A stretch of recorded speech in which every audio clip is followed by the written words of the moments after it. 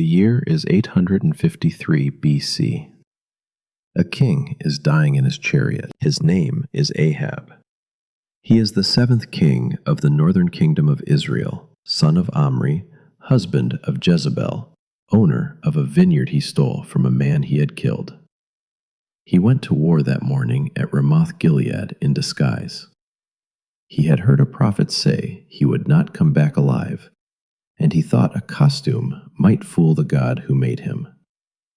An arrow found the gap in his armor anyway. The Bible says it was a random shot. A soldier drawing his bow without aiming at anyone in particular. The arrow finds the only gap in the armor of the most powerful man in Israel. He bled out between the footboards all day. When they brought the chariot back to Samaria and washed it at the pool, dogs came and licked his blood. The prostitutes bathed there. The dogs licked the blood, exactly as the prophet Elijah had said they would, 3 years earlier, in the middle of an argument about a vineyard. And then came the phrase. It appears in the books of Kings more times than you can count. 7 words in English, 3 in Hebrew. And Ahaziah his son reigned after him. After him. Acharav. The wheel turns. Another king takes the throne. Another man sits down in the chair that has now killed or consumed every person who ever sat in it. Another name gets added to the list. You need to understand something before we go any further. There are 19 kings in this story. The northern kingdom of Israel, the breakaway 10 tribes, the rival to Jerusalem, the nation that started wrong and never recovered. 19 kings across roughly 208 years. And here is the number that will follow you for the rest of this video. 0. 0 out of 19 did what was right in the eyes of the Lord. Not one. Not one reformer. Not one man who looked at the pattern and said, I will be the one who breaks it. Every single king, from the first to the last, walked in the sins of Jeroboam, the son of Nebat, the man who made Israel sin. This is not a story about bad kings. This is not a story about ancient politics. This is not a story about Bronze Age history that has nothing to do with your life. This is a story about a pattern so relentless, so precisely documented, that a sovereign God used it to teach every generation that follows what happens when a people decide they can have His blessing without His presence. There is a wheel in this story. It spins for 200 years. Every king climbs in. Every king either dies in it or is killed by the man behind him, or fades out in disgrace while the armies of Assyria close in from the north. And then, and we will get to this exact moment before we are done, the wheel stops. Not the way a wheel should stop. Not with a good king finally breaking the cycle. It stops because there is no one left to ride it. Because the land is empty. Because 27,000 people are walking east in chains. And the wheel sits in a field, and the dogs are already there. Stay with me. Because the story of every king of Israel is not just their story. It is a mirror. And if you look long enough, something in it looks back. To understand what went wrong, you have to go back to the man who started it. His name was Jeroboam. Jeroboam, the son of Nebat.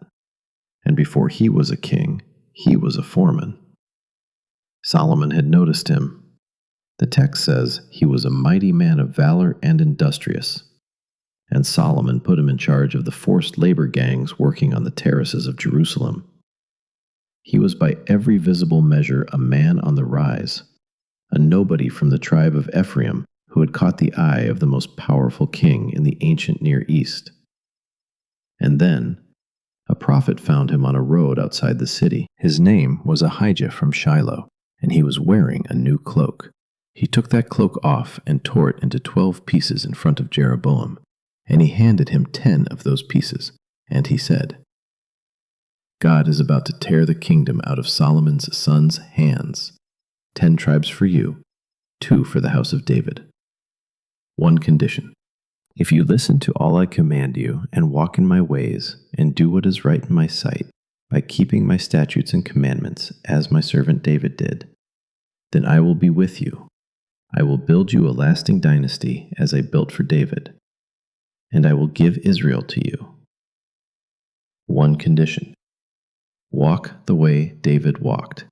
That is all. Jeroboam ran from Solomon, lived in Egypt, came back when Solomon died, led the 10 tribes in their break from Rehoboam, and became king of the northern kingdom.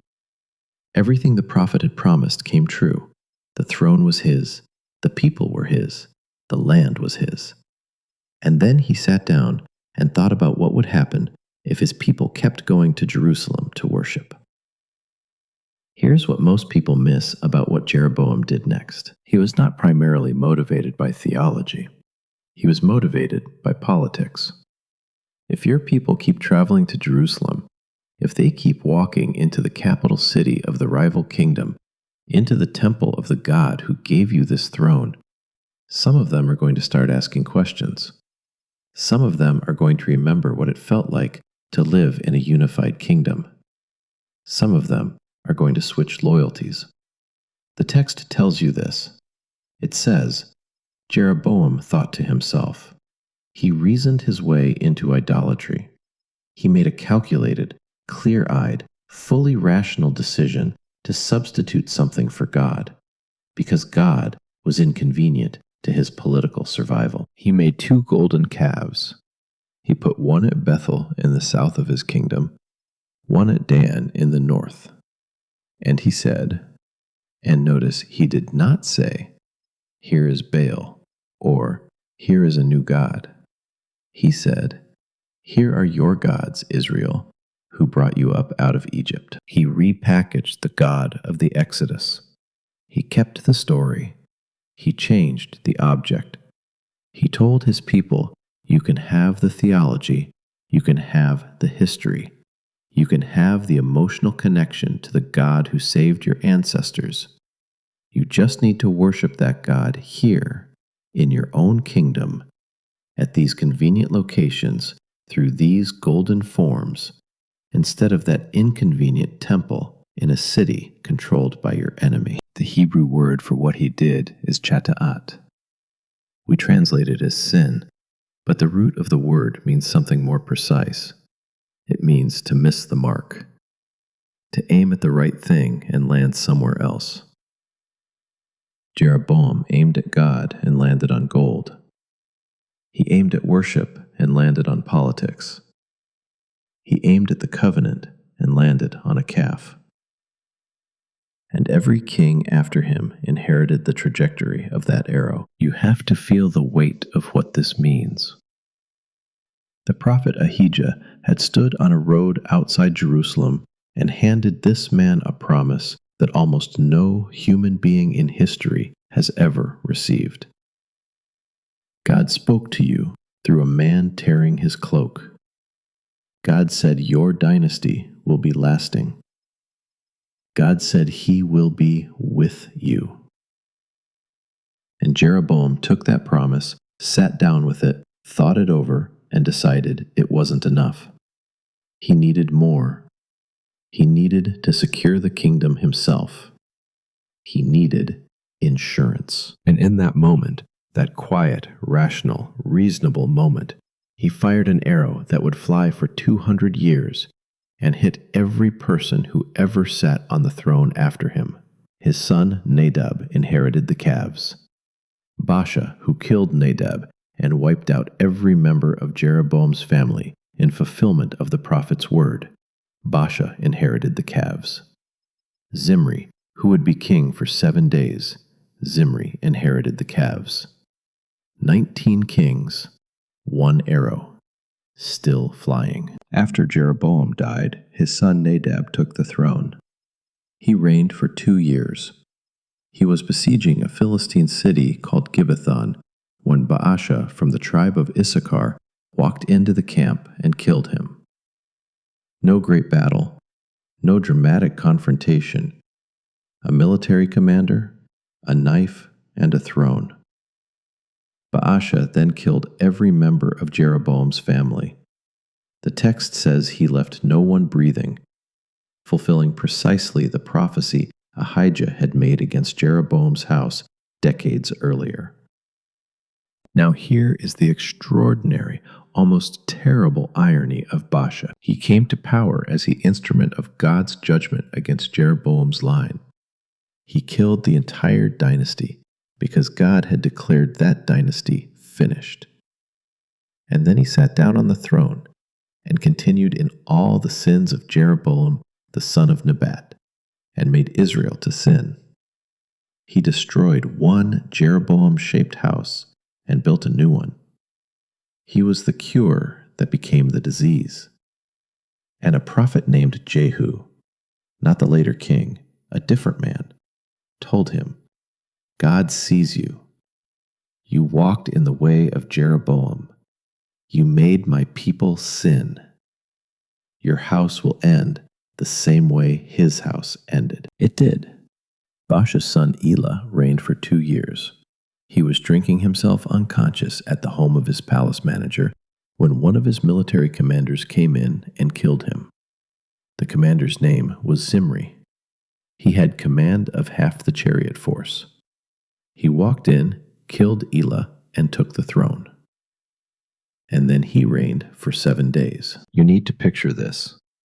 Zimri kills the king, and on that same day the army of Israel is out in the field besieging Gibbethon again, the same Philistine city where Nadab was killed 26 years earlier, as if Israel kept trying to finish the same battle it could never finish.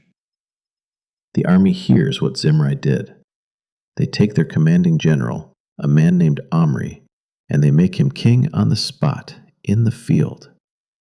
They march on Tirzah, the capital. They breach the walls. Zimri retreats into the inner citadel of the royal palace, and he does not surrender. He burns it down around himself. 7 days as king, the palace in flames, the throne empty again. Acharav, after him. But it gets stranger. Even after Zimri is dead, the kingdom does not settle. Half the people support Omri, half support a man named Timni. Civil war inside a civil war. 4 years of it. And then Timni dies. The text simply says he died, as if the kingdom finally ran out of patience, and Omri becomes the undisputed king of Israel. Omri does not get much space in the Bible, 12 verses. He is dismissed he did evil above all who came before him. And yet the nations around Israel knew his name for a century after his dynasty ended. Archaeologists have found a stone monument, the Mesha stele, carved by the king of Moab, that refers to Israel as the house of Omri. Not the house of Israel, the house of Omri. Because in the regional memory of the ancient Near East, Omri was the man who made Israel matter. He built the city of Samaria on a hill he bought outright. He made alliances with Phoenicia. He was, by every worldly measure, effective. He also gave Israel Ahab. The Bible dedicates more space to Ahab than to any other northern king, and part of the reason is simple. Ahab was worse than everyone. The text says he considered it trivial to commit the sins of Jeroboam the son of Nebat. Trivial. Jeroboam's sin was the floor for Ahab, the baseline, the minimum, the thing you did before you started trying. He married the daughter of the king of Sidon, a Phoenician woman named Jezebel. He built a temple to Baal in Samaria. He made an Asherah pole. And standing outside his palace waiting for him was a prophet from a town nobody could find on a map. His name was Elijah, the Tishbite. From Tishbe in Gilead, rough country east of the Jordan, the kind of place that produces men who have no patience for palaces. He walked into Ahab's presence and said, "As the Lord, the God of Israel, lives, whom I serve, there will be neither dew nor rain in the next few years except at my word." And then he left. And it didn't rain for 3 years. But before we get to the fire on Carmel, you need to understand what was happening to Israel under Ahab and Jezebel. Because it was not simply that a king had introduced foreign worship. What Jezebel brought was something more systematic and more violent than Jeroboam's calves had ever been. She was executing the prophets of God. The text says she killed the prophets of the Lord and a man named Obadiah, who managed Ahab's palace while quietly hiding 100 prophets in caves, feeding them bread and water. Obadiah was the quiet resistance inside the palace walls. The people of Israel were not merely being offered a different religion. They were being offered a world in which the voice of God had been permanently silenced. And Ahab let it happen. Pay attention to this, because Ahab is not a simple villain. The text gives us a scene that is almost unbearably human. After Jezebel arranges for the execution of a man named Naboth, a farmer who refused to sell his family vineyard to the king because the vineyard was his inheritance, and you did not sell your inheritance. Ahab had wanted it for a vegetable garden. He was sulking on his bed when Jezebel came in and said, "Get up, eat something, I'll handle it." She forged royal letters in Ahab's name. She arranged false testimony. She had Naboth stoned to death. And then she walked into the bedroom and said, "The vineyard is yours, go take it." And Ahab got up and went. He did not ask where it came from. He did not ask what Jezebel had done. He went and took the vineyard. And in the vineyard, Elijah was waiting for him. "Have you found me, O my enemy?" That is what Ahab says when he sees the prophet. "Have you found me, O my enemy?" Think about those words. He does not say, "What are you doing here?" He says, "Have you found me?" Because he knows. He has always known. Every man who pursues the wrong thing long enough knows, in the quiet part of himself, exactly what he has traded away. Ahab had traded a covenant for a vegetable garden, and he knew. He called the prophet his enemy, because what you call your conscience when you have decided not to listen to it is an enemy. Elijah delivered the verdict. Dogs would lick Ahab's blood in the same place they had licked Naboth's blood. Jezebel would be eaten by dogs in the plot of ground at Jezreel. Every male at Ahab's house would be cut off. Ahab tore his clothes, he put on sackcloth. He lay down quietly and refused to eat, and he walked softly. And God saw it. And God said to Elijah, "Do you see how Ahab has humbled himself? Because he has humbled himself before me, I will not bring the disaster in his days." That is the verse people forget about Ahab. In the middle of the most indicted life in the northern kingdom, a moment of genuine grief moves the hand of God. Not permanently, not completely, but it moves it. And you need to sit with that for a moment, because it tells you something about the God who is watching all of this. He is not a judge behind glass, recording offenses at a distance. He is watching. He sees the man on the floor. He responds to what he sees. Even in the house of Ahab, before we follow the dynasty to its violent end, you need to stand on a mountain with a tired man for a few minutes. Because Mount Carmel is the hinge in this story, and if you rush past it to get to the kings, you miss the whole point of why the prophets matter in a story about royalty. 3 years of drought.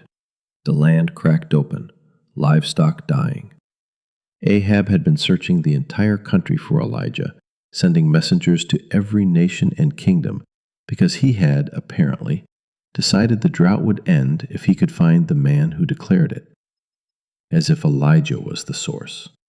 as if God was simply Elijah's assistant. Elijah came to Ahab on a road, and Ahab said, "Is that you, you troubler of Israel?" And Elijah said, "You are the troubler of Israel, you and your father's house, because you have abandoned the commands of the Lord and followed the Baals. Summon all Israel to Carmel. Bring the 450 prophets of Baal." They came, Mount Carmel, northwest Israel, overlooking the Mediterranean. The entire people of Israel gathered on the slope. 450 prophets of Baal on one side, Elijah on the other. One man, one tired, isolated man who had been living in the wilderness and by a brook and in a widow's attic for 3 years against the entire religious establishment of the most powerful northern dynasty in the ancient Near East. And Elijah says to the people, "How long will you go limping between two different opinions? If the Lord is God, follow him, but if Baal, then follow him." The text says the people said nothing. Not a word, not a cheer, not a defense, nothing. Because that is what theological indecision looks like at scale. Not opposition, not rebellion, silence. The people had been standing between two altars so long, they had forgotten that standing between two altars is itself a choice. The altar was soaked in water 3 times. Elijah prayed a single, clean prayer. The fire of the Lord fell and consumed the burnt offering, and the wood, and the stones, and the dust, and the water in the trench. The people fell on their faces and cried out, "The Lord, He is God. The Lord, He is God." Here's the part nobody tells you. Within 24 hours, Elijah is running for his life. Jezebel sent him a message. "By this time tomorrow, you will be dead like those prophets." And Elijah, who had just called fire down from heaven, ran into the wilderness and sat under a juniper tree, and said, "It is enough. Lord, take away my life. I am not better than my fathers." The greatest prophetic victory in the Old Testament followed immediately by a man asking God to let him die, and God does not rebuke him. An angel touches him and says, "Get up and eat." And there is a cake baked on hot coals and a jar of water. Twice. Get up and eat, because the journey is too great for you. That is the God of Israel meeting his prophet on the floor of the wilderness. Bread and water under a tree, because the journey is too great for you. Elijah traveled 40 days and 40 nights to Horeb, the mountain of God, where Moses had met him. And God asked, "What are you doing here, Elijah?" And Elijah said, "I am the only one left. I alone remain." And God said, "I have 7,000 in Israel who have not bowed to Baal. 7,000 in the silence while the throne rotted. 7,000 who never made the news. 7,000 who will never be listed in a book of kings. You are never as alone as you think you are when you are standing for the right thing." Now we come to the man who almost changed everything. His name was Jehu, grandson of Nimshi, and he was a military commander, sitting with officers when a young prophet arrived. A messenger from Elisha, and took him into a private room and poured oil on his head and said, "The Lord God of Israel says, I anoint you king over Israel. You are to destroy the house of Ahab your master, and I will avenge the blood of my servants the prophets, and the blood of all the Lord's servants shed by Jezebel." The officers asked what the young man had wanted. Jehu told them. They put their cloaks under his feet on the bare steps, and blew the trumpet and said, "Jehu is king." He did not wait. He climbed in his chariot and drove. The watchman on the tower at Jezreel saw a company approaching and reported that driving is like the driving of Jehu, the son of Nimshi, for he drives furiously. Furiously. That word in Hebrew carries the sense of madness, of recklessness, of a man going somewhere so fast there is no talking him out of it. King Joram came out to meet him in the field of Naboth the Jezreelite. And Jehu in the field of Naboth the vineyard that Ahab had taken by murder shot Joram between the shoulders with an arrow. The arrow came out through his heart. Joram's body was thrown onto the very plot of ground at Naboth's field. The prophecy of Elijah, spoken years before over a stolen garden, closed like a trap. Then Jehu went to Jezreel. Jezebel heard he was coming. She painted her eyes and arranged her hair and looked out the window. She was not going to die cringing. And she called down, "Have you come in peace, Zimri, murderer of your master?" She compared him to the man who burned the palace down. She died with a political insult on her lips. Jehu said to the eunuchs near her, "Throw her down." They did. His horses trampled her. He went inside and ate and drank, and when he sent servants to bury her, for she was a king's daughter, they found only her skull, the palms of her hands, and the soles of her feet. The dogs had eaten the rest in the plot of ground at Jezreel, as Elijah had said. And this is where it gets remarkable. Jehu wiped out the entire house of Ahab. 70 sons, decapitated their heads, delivered in baskets to the gate of Jezreel. He gathered all the worshippers of Baal into the temple of Baal under the pretense of a great sacrifice, locked the doors, and had them all killed. He demolished the temple. He turned it into a latrine.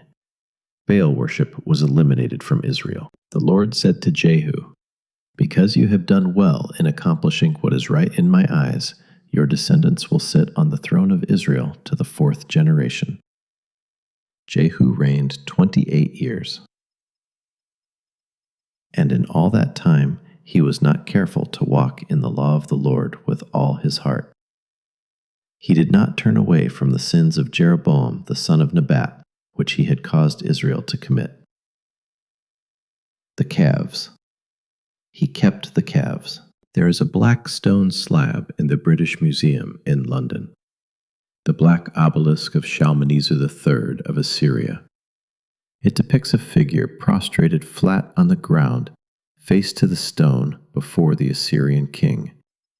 The inscription reads, "Jehu, son of Omri." Jehu, the man who had destroyed the house of Omri, who had killed Omri's grandson with an arrow in Naboth's field, is kneeling in the dirt before the Assyrian king.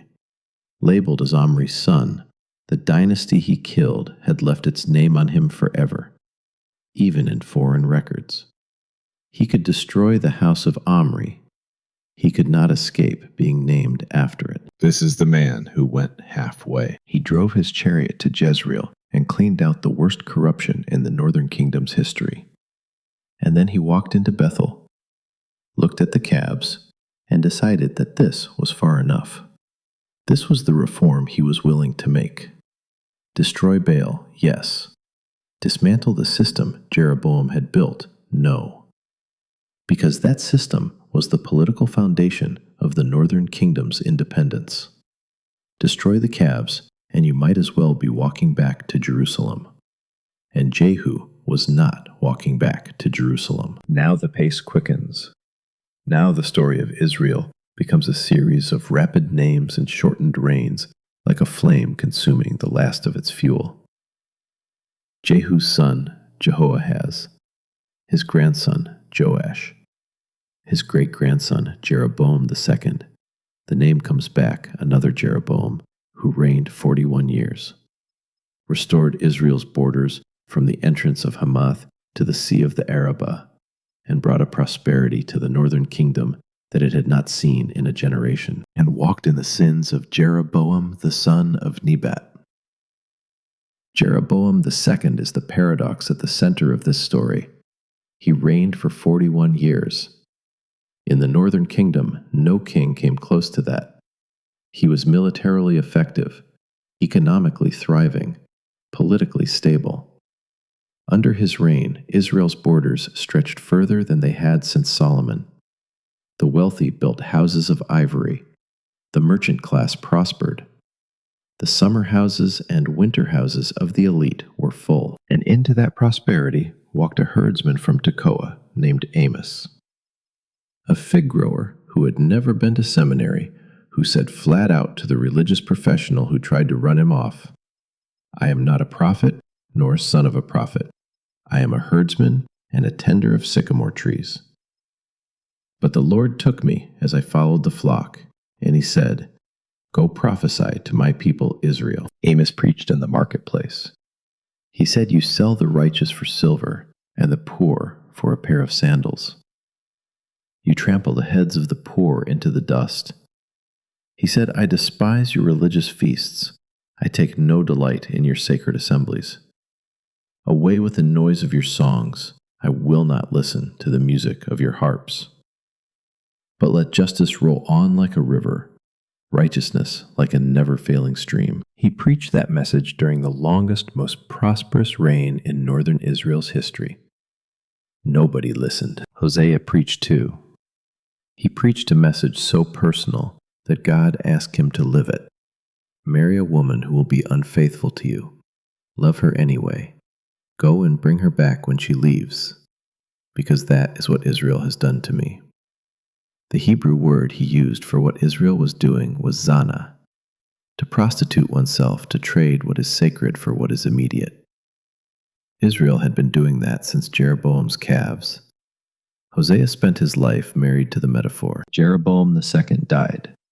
His son Zechariah took the throne. He reigned 6 months. He was the 4th generation of Jehu's dynasty, the last king God had promised to Jehu. Shallum, son of Jabesh, struck him down before the people. In public. The assassination was not even hidden. And then the last 6 kings came in rapid succession, and it was like watching a building fall in slow motion. Shallum reigned 1 month before Menahem killed him. Menahem reigned 10 years and paid tribute to Tiglath-Pileser III of Assyria, 50 shekels per man extracted from the wealthy to keep the kingdom alive. His son Pekahiah reigned 2 years before his own officer Pekah killed him. Pekah reigned 20 years, but during his reign Tiglath-Pileser took the northern territories, Gilead, Galilee, all the land of Naphtali, and exiled the people to Assyria. Pekah was killed by Hosea. Hosea was the last.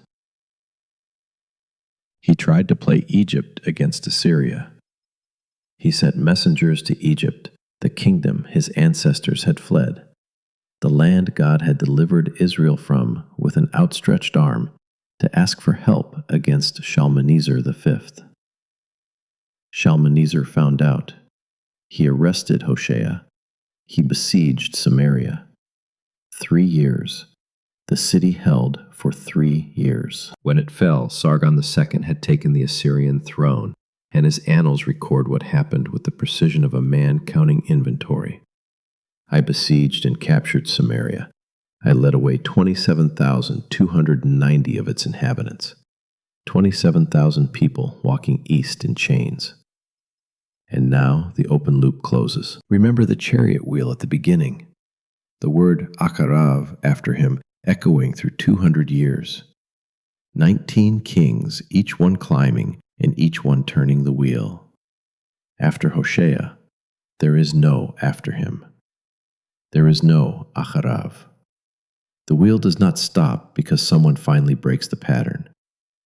It stops because there is no one left to ride it, because the land is empty, because the city is rubble, because 27,000 people are walking east, and the calves at Bethel and Dan are sitting in silence in abandoned temples with no one left to bow before them. The Bible gives the theological autopsy in the 17th chapter of 2 Kings.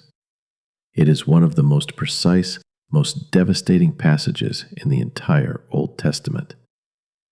This happened because the Israelites had sinned against the Lord their God, who had brought them up out of Egypt. They worshipped other gods and followed the practices of the nations, the Lord had driven out before them. They did wicked things that aroused the Lord's anger. The Lord warned Israel and Judah through all his prophets and seers, "Turn from your evil ways." But they would not listen. And then the final line, the one that closes the entire story of the northern kingdom. So the Lord was very angry with Israel and removed them from his presence. Removed them from his presence. Not destroyed, not abandoned forever. Removed the way a father might remove a dangerous object from a child who keeps hurting himself with it. The throne of Israel, which had been a vehicle for blessing under the condition of faithfulness, had become over 200 years of calculated, continuous, deliberate unfaithfulness, too dangerous to leave standing. Now think about your own life for a moment. Think about what you have inherited, the patterns in your family that you watched your parents enact and swore you would never repeat. The coping mechanisms handed down without a note attached, without explanation, just a behavior and a silence around it. The question a good therapist will eventually ask is always the same. When did this start in your family? And the answer is always further back than you want to go. Always. It started with someone who made a calculated decision, like Jeroboam, to substitute something for the real thing. Someone who looked at what God had given them and decided it wasn't quite enough, that they needed insurance, that they needed the calves in addition to the covenant. And they handed that decision to their children without meaning to, and their children handed it to theirs. Hold that thought. Because the end of this story is not the exile. The exile is not the end. There is a book that comes after 2 Kings. Most people skip it. It is called Hosea, and it ends like this. Return, Israel, to the Lord your God. Your sins have been your downfall. Take words with you and return to the Lord. Return. Come back. The exile is not the verdict. The exile is the reset. The God who watched 19 kings fail, who watched Jeroboam fire the arrow, and watched every generation stand in its path, did not send Israel into exile to be rid of them. He sent them into exile because the throne had become the obstacle. The political structure Jeroboam had built, the convenient worship that kept people from going to Jerusalem, the whole system, it had to be dismantled, not because God was finished with Israel, because he was finished with the system that kept Israel from him. 3 things to take with you. The first is this. Every king of Israel proves that partial obedience is not a safe middle position. Jehu is the clearest example. He did more for God than any other northern king. He destroyed Baal. He executed the most thorough purge of corruption in the kingdom's history. He received a specific named promise from God as a reward. And he kept the calves. And the calves were enough to break the dynasty 4 generations later. There is no safe place to stop in the middle. The thing you decide not to surrender today is the thing that costs you tomorrow and costs your children the day after that. The second is this. The pattern you are carrying is not permanent. Jeroboam started something that ran for 200 years. 200 years, 19 kings, 0 exceptions. That is momentum you cannot even imagine. And it ended, not because a king broke it, not because the political system reformed itself. It ended because God was willing to do the hard thing, the painful thing, the thing that looked like destruction from the outside, but was in fact the only move left that could open the door to return. You have inherited things from your family that feel structural, that feel like the way things simply are. They are not. They are arrows that someone fired before you were born. They can stop, but usually not gently. The third thing, and this is the one that matters most, is that the God watching all of this is not a record keeper at a distance. He is the God who responded when Ahab lay on the floor in sackcloth. He is the God who brought bread and water to an exhausted prophet under a tree and said, "Get up and eat, because the journey is too great for you." He is the God who sent Amos and Hosea and a dozen other prophets into the silence of Israel's prosperity, not to condemn, but to call out. He watched 19 kings fail and kept calling.